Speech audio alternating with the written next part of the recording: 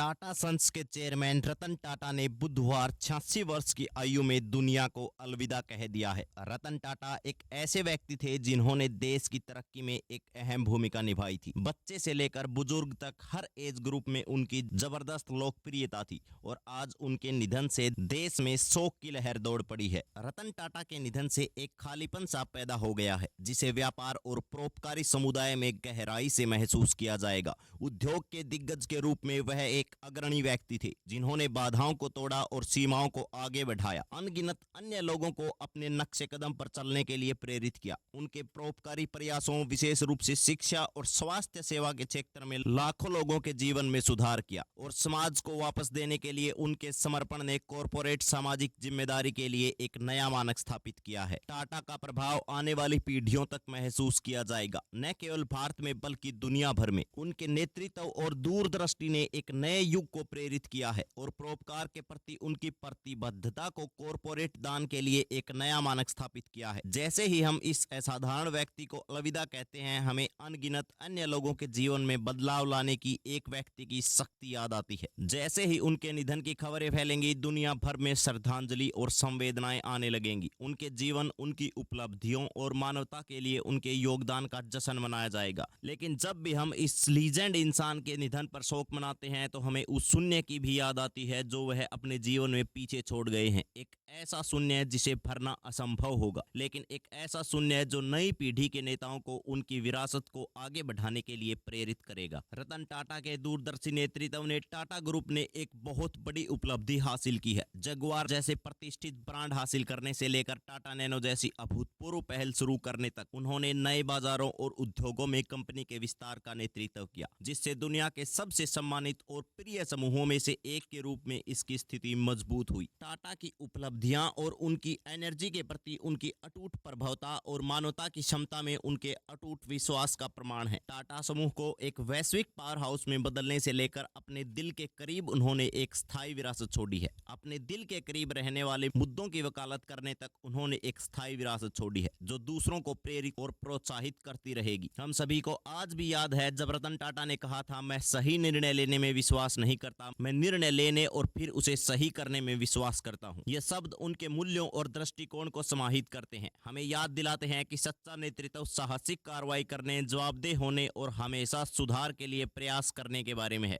उद्योग और समाज में रतन टाटा का योगदान अतुलनीय है, लेकिन यह उनकी स्थायी विरासत है जो आने वाली पीढ़ियों को प्रेरणा देती रहेगी। यदि आपके पास रतन टाटा की कोई कहानी या फोटो है जिसे आप हमारे साथ साझा करना चाहते हैं तो कृपया इसे नीचे कमेंट सेक्शन में जरूर बताएं। धन्यवाद।